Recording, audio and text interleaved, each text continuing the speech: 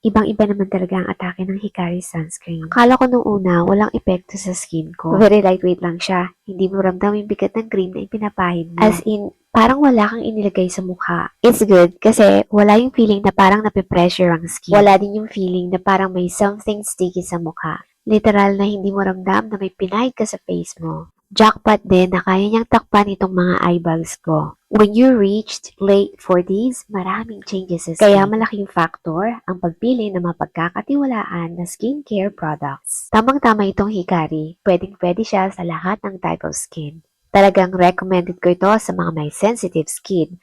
Panigurado na mag-glow ang skin mo habang inaalagaan mo ito. First try ko pa lang dito, alam ko na agad nakakaiba siya. Sa texture pa lang ng cream, very light na ang atake. Sa unang pahid, wala kang ibang mafe-feel.